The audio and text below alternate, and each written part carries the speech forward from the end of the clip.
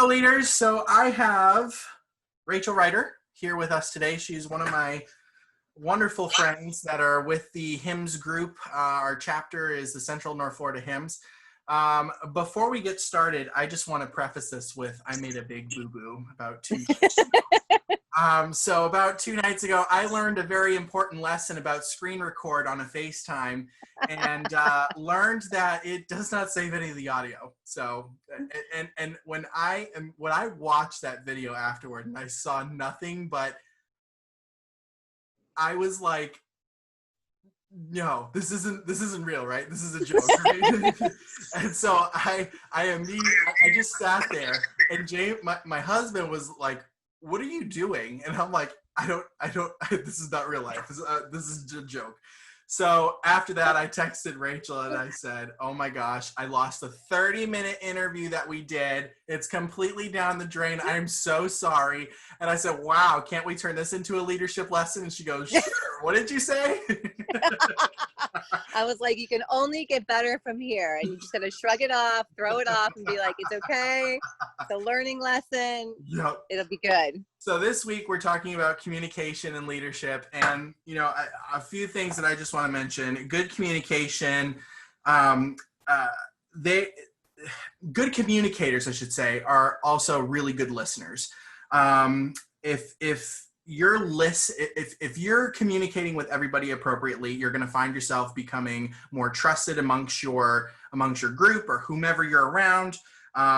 You also want to make sure that when you're listening to people that you're also doing what I call the 80-20 rule. So you do 80% of the listening and 20% of the talking, and ask for input as you continue to go through. You know, as you stop, like, anybody else have any other comments or suggestions, etc. That's how people are going to feel valued, because you're giving them an opportunity to speak up. And don't. The other thing that I want to mention is when you're communicating with people, always allow your direct reports or the people that you're talking to, allow them to come to you with their gripes and complaints and stuff, and listen to them intently, because sometimes you're going to figure something out where maybe we can fix something along the way, or two, maybe they just want to be listened to. You know, like, you know, I don't want you to do anything about this. I just want you to listen to me, and I want to feel heard. You know, those are big opportunities for most people. You know, sometimes I have to do it with my manager directly. You know, I'll sit there and I'll be like, "Listen, I just need to vent. Please just sit there and agree with me, you know, with everything that I say. I'd appreciate it. I know some of it's wrong, but I just want to feel better."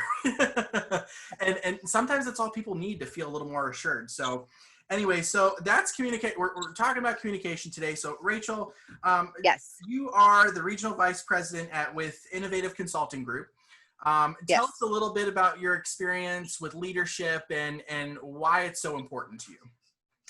So, you know, wow. Gosh. Okay. So just a disclaimer, I'm Italian. I use my hands. I fidget.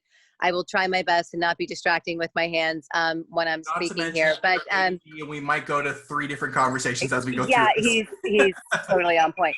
So, so first of all, in my role, there's a lot of research that goes into play. So, you know, before I actually have a meeting with somebody, I hopefully, if I'm doing my job right, I've done a lot of research to kind of get to know who they are, even though I haven't met them. It's almost like preparing for a blind date that you're anxious to have, but still nervous about having. Because you want to impress, but this all plays into the communication, right? So you want to present your best self to the person that you're about to meet, because you hope that one day they'll be a potential business partner. It might not be today, it might not be tomorrow, but it's the first meeting that sets the best impression. And as Richard said, the 80-20 rule is key. And again, I'm Italian, so sometimes I don't even know how to shut up. I want to shut up. I can't shut up. I want to jump into the conversation that's happening in the other room. It's you know, plus it's the first time meeting, jitters. And you just get a little overwhelmed. So I have learned over the years that being your best and most true, authentic self really does go a long way. But it also, as Richard said, pays to be very attentive to your audience, asking them more about them than spending time talking about you. If I find that I can literally toe tap my way to 30 and I'm still talking, I need to stop. You know, little cues and tips to, again, make sure that you are engaging your audience and not sitting there already. They're like saying, oh, okay, never mind. All she was talking about herself and her company. And, you know, this is awesome. Great waste of my time. So I have found that if I can get past myself and really just be who I am and be willing to ask the right questions that tell them I've done my research to know a little bit about them, to help engage the conversation on their end back to me, a 30-minute scheduled meeting can easily turn into 45 minutes to even an hour. And they don't mind giving up that time because they're enjoying and are involved in the conversation with you. Yes. Yep, absolutely. Totally agree. So when we're talking about communication, one of the things that, you know, we talked about in our last video that got lost. It was a good trial run. Right, yeah.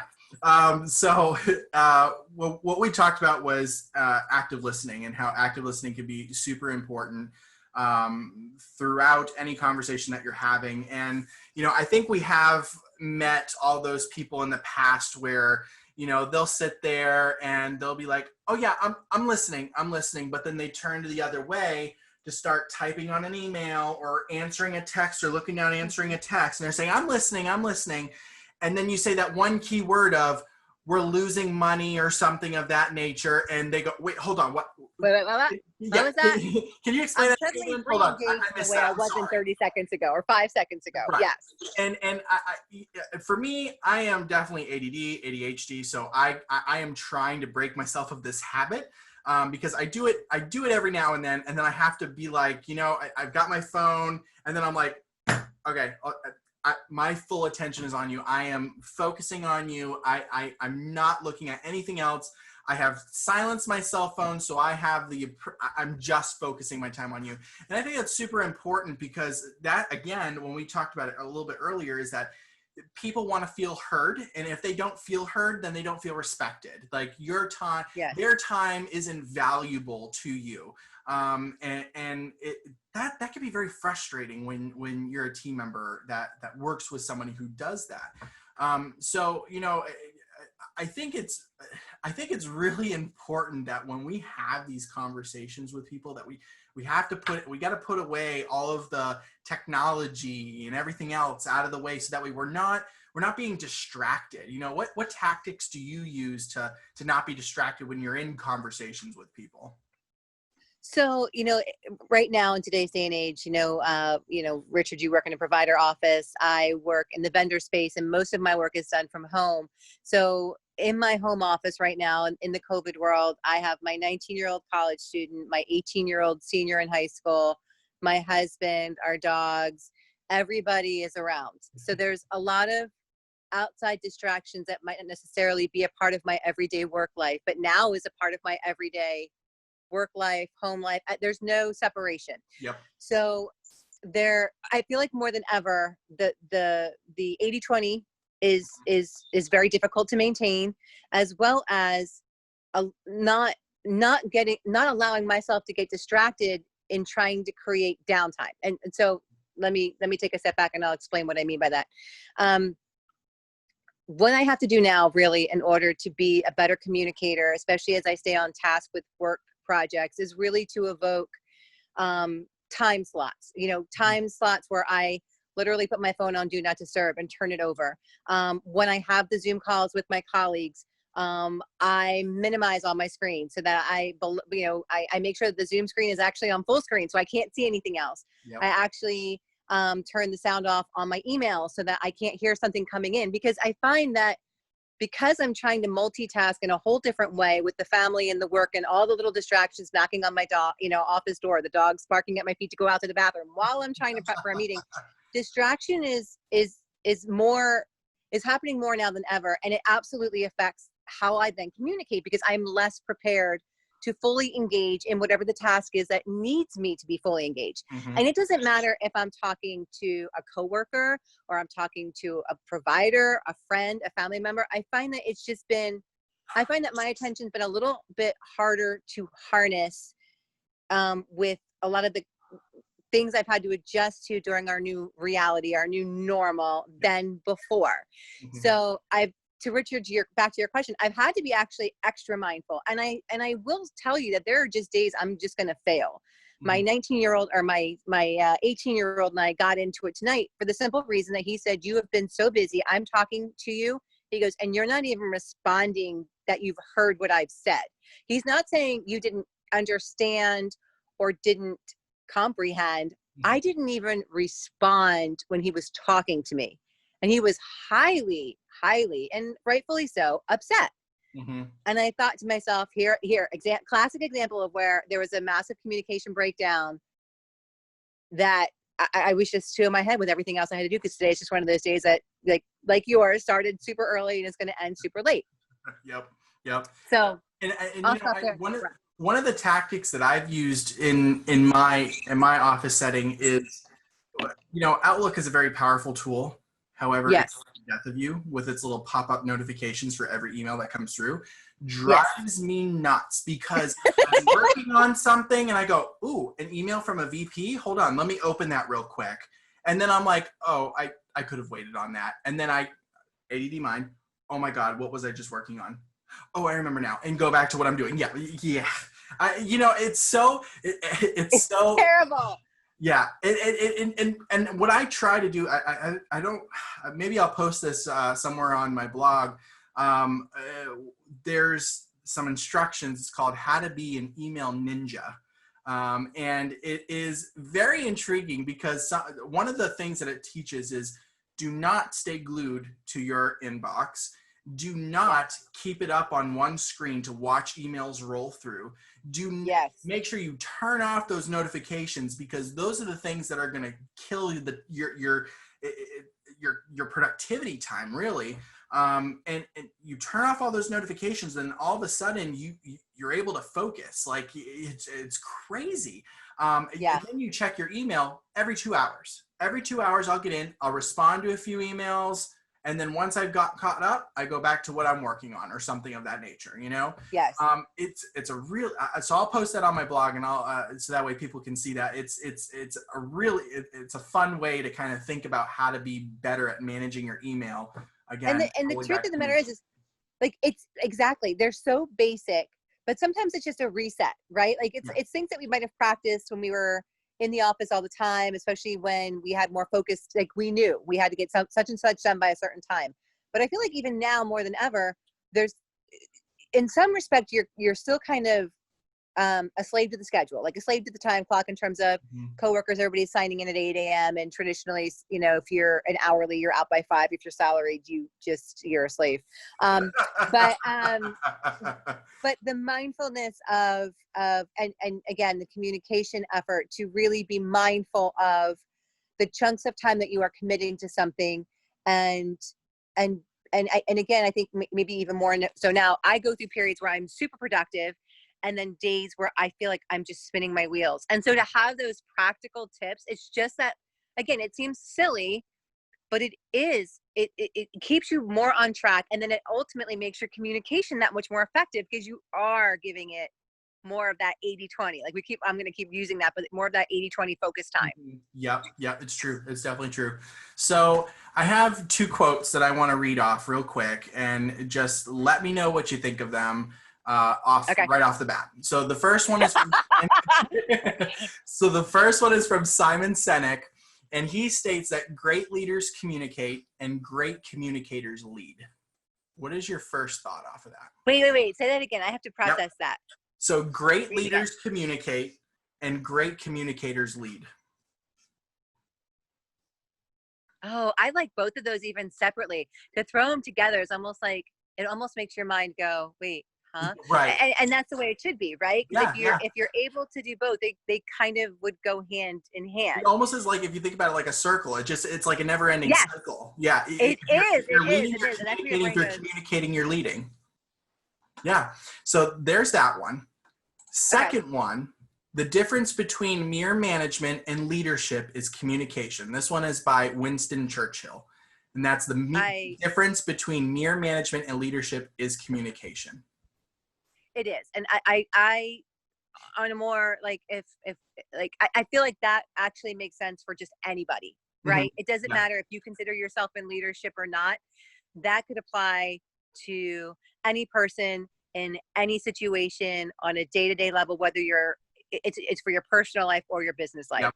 Hmm. Um, you know, you can be a leader and not a great communicator, but you will find that the teams that are reporting up to you aren't as happy or as satisfied because Hmm. there's something that they need from you that they're not getting, that keeps them from feeling like they are doing the best that they could be doing even in their job. Oh yeah. Yeah. um you know, so something like that, if if we could teach our kids or teach, you know, the young workforce these, you know, that concept, or that, you know, that idea to be practicing it outside of interviewing for a job, or as they're entering the workforce, or as they're getting ready to graduate college and looking for internships, that's one of those things it will never fail you.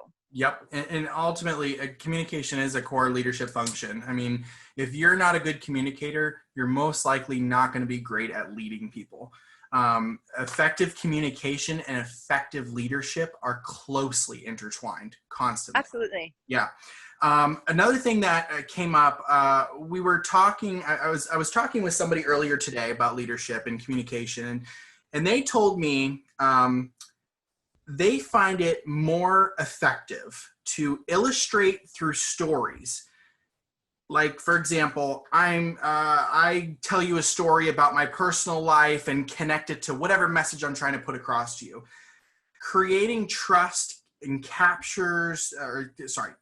this helps create trust and captures the hearts and minds of the people that you're talking to, and it serves as a reminder for the future, because you start hearing that keyword and then you're like, ooh, like I remember that story that Richard had told me, you know, and again, connecting to them on a personal level can be very helpful in having good communication and leading your team.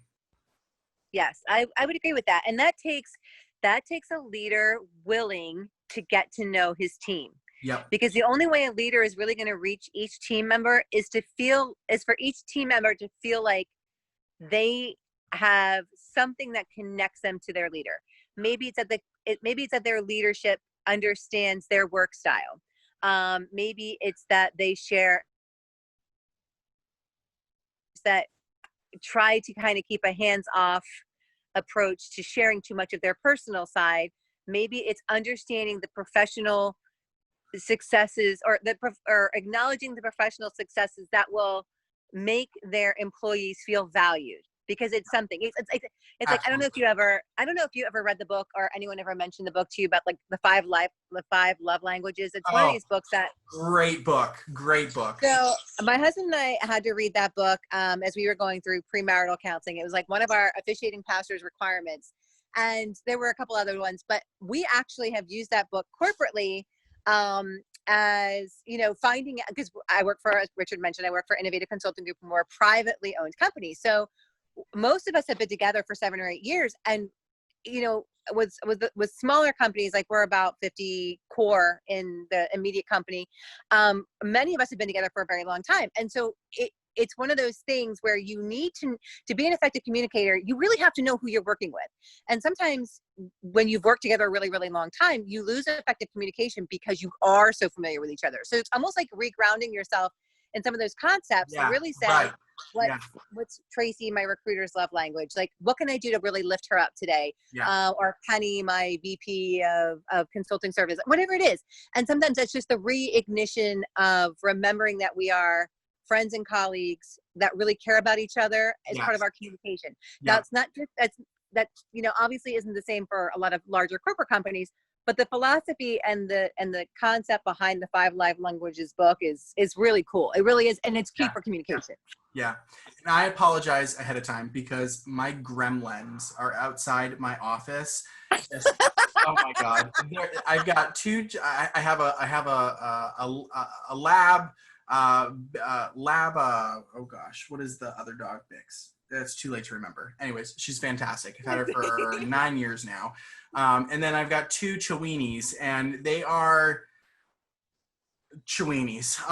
Yep. Yep. My They are Cheweenies just love playing with each other. They're barking still at the puppies. door. Oh yeah, they're still puppies, and they're just growling at each other, and they play fight, and oh my gosh, Oh, literally I love sounds it. like gremlins outside the door. So I apologize for that noise in the background. I actually, Um, believe it or not, on my side, I can't hear it. oh, So thank God. we're doing great. Yeah. No, you're fine. You're So fine. I would hate for somebody to watch this video and go, "What's going on?" What is that noise? What is that growling, chewing in the background? Right. So, last question before we wrap it up. We obviously COVID-19 global pandemic. We've got to talk about it just Yes. a tad bit. So it has literally changed how a lot of people do business. You know, I come from the provider space, and healthcare was just not a great place to foster work from home and televisits and stuff like that. So when you look at yourself, for example, in your group, or you know, you probably work from home and you do a lot of work for health companies, and maybe you reach out to a health system and they may not be used to having that conversation via video or via Zoom or something like that, because the thought of working from home in a healthcare environment was just like, no, it can't happen. It was like, yeah, it wasn't even something you would even utter in the same sentence. Yeah. Right. So now with COVID-19, people have literally said, you're not essential. You can go home and work from home. Here's a laptop, have fun. Hope you can get it to set up right. You know, things should be good. You should be able to connect to the VPN. We'll see. You know, that's the fun. It's like Hunger Games. Right. Hunger Games, right? May the odds be ever in your favor. Right. Yes. So obviously it's changed communication in healthcare for sure, but I think it's changed communication across the entire global industry of anything you can imagine, whatever industry you're in. And so what has that been like as part of COVID-19? How has that affected your communication with people? And do you think that this technology will be here to stay and people will be more apt to use it now that they are more comfortable with it? So, that's such a layered question. So first of all, I will say that I feel like the pandemic forced us over some major technology hurdles that we've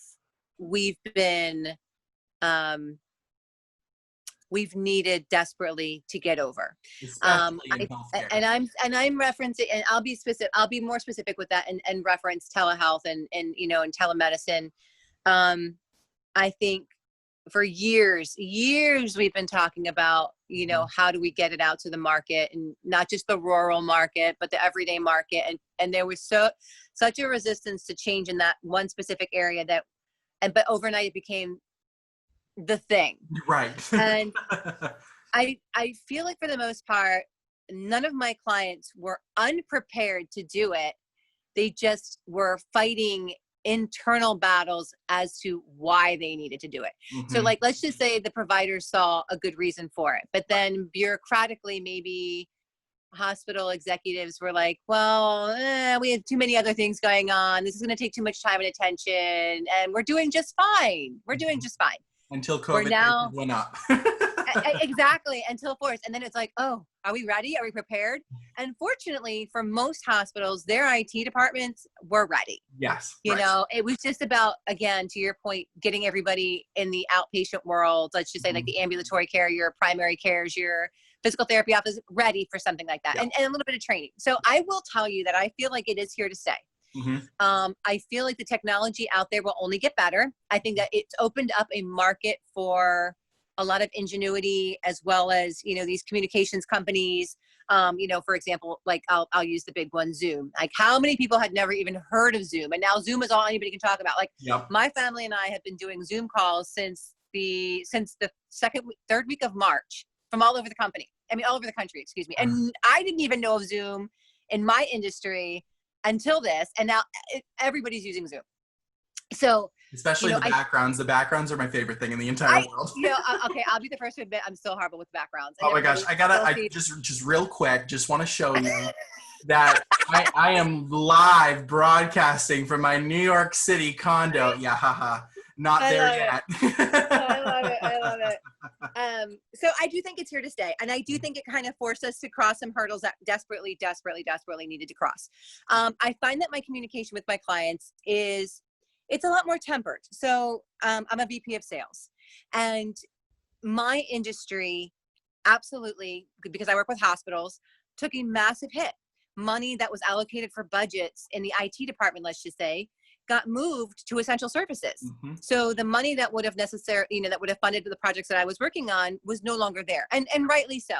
So it's very So going back to the topic of communication now is even more important than it ever was, Right. because in order for me to grow my business, I absolutely, again, more than ever, have to be more tuned in to my clients, Mm-hmm. more so than my own needs. My Yep. own needs. I mean, and I don't mean to make this sound dramatic, but their needs are far greater than mine. Mm-hmm. So even though I need the projects as to guarantee my income and employment for my company, Yep. I cannot tell them that they have to help me, no matter what our relationship is like. And it can be that I've worked with them for 8 or 9 years. I will not say to them, okay, so when do you think we're going to be able to start this project back up again? And, I'm ready. Mm-hmm. You know, I have to be and so that's careful. totally respectful too, you know. But that's the thing. It's a respect in the relationship, and it's a respectful tone in the communication. Right. I can't stop communicating with them because Mm-hmm. I can't let them forget I'm here.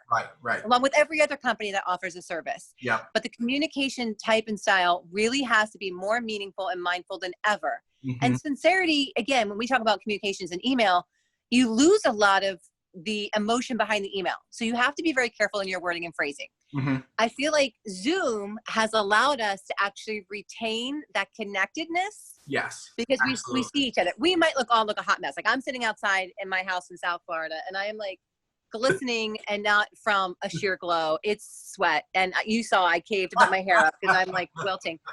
But it's where I have some privacy at this time of day. Yeah. But it's like I had a Zoom call today with a client, and everybody's spread all over.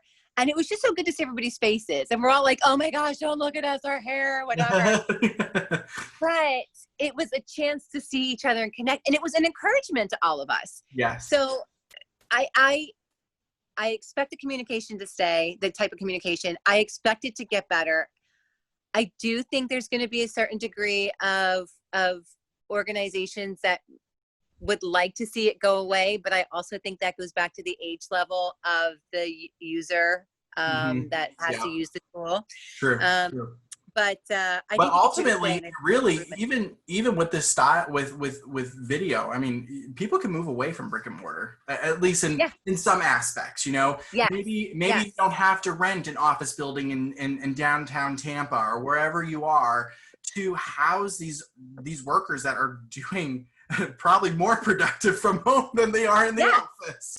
Yes. Talk about interruptions. It is true. It is true. And while people will miss, I mean, there are a certain degree of people that thrive in that office environment just because of the comfort of being with other people. Like they're not good to be isolated. And I do believe there will be concessions for those people that find that is, as we get to the place where they can go back into the office. I think there will be a setup for that. But I do think, to your point, there are people that will never go back. Like ever. They won't need to. Their companies are making that decision right now. They're like, oh my gosh, like to your point, how much money can we save by not renting out the 5th floor of this 20-floor high rise? You know, we don't need it. Yep. We'll give you the money. We'll give each employee a certain stipend to go rent a space, you know, somewhere, then have you all have to be here. Yep. It's true. So, very true. Very true. So anyway, keep going. Well, I think I've got majority of my questions answered at this point. So, and I know. Go ahead. So you have to explain. So, like, okay, so when we did the vlog thing 2 days ago, we were like, I mean, it was so much fun. It was so much fun. But I was really like, oh my gosh, like when it was like the silver lining to like not having the recording, I was like, Well, actually, it got all of our jitters out and our jumpiness and our, and I said, it would be really good to probably have some questions so we kind of like stay on track and stay things. So I have to say, I think we did pretty good. I, still felt I like think so talked way too. too much. Wait, I wish this would tell me how long we're into the recording at this point. It does not tell me. Last time we did 30 minutes, so we'll see once I edit this bad boy. And it went like that, and it was so like, oh my word! And I swear we giggled and laughed like it was tremendous. But Oh, yeah, that was great. Well, and just so you guys know, all my vloggers, that Rachel is such a well-rounded person, and her and I have great conversations. Again, we'll be on one subject and we'll go here and here and here and here and here. And after 10 minutes, we're like, we should probably get back to what we were talking about. Yeah, what was that? Wait, why did you call me? Or if we even remember what we were talking about. Oh, but so yeah, she's going to be an exercise. Yeah, as I shut up and I can't even stop and let you talk. This is a good exercise for both you and I, and you're a way better communicator. Like in keeping on task and on point. I'm just like, okay, I'm here for the snacks. Wait, what do you need me to do? Okay. So Rachel's going to be definitely a regular for us. I'm hoping to get her on at least once a week, or when we're talking about our new skills and stuff, because honestly, I love our conversation together, and hopefully maybe we can get even a panel together at some point to just talk about these things. You know, honestly, a panel would be so cool. Oh, that would be really. It would be amazing. And I've got some people to suggest. That's terrible. Oh boy, if they talk like us, that's going to be a problem. We have to be careful. Zoom caps me at 40 minutes. Oh yeah, but yeah. We'll do it. We'll have a buzzer. Be like, you're up. Okay, next one. All right, Rachel. Well, thank you so much for your time today. I appreciate it. It's my pleasure. And all my vloggers, we will see you next time.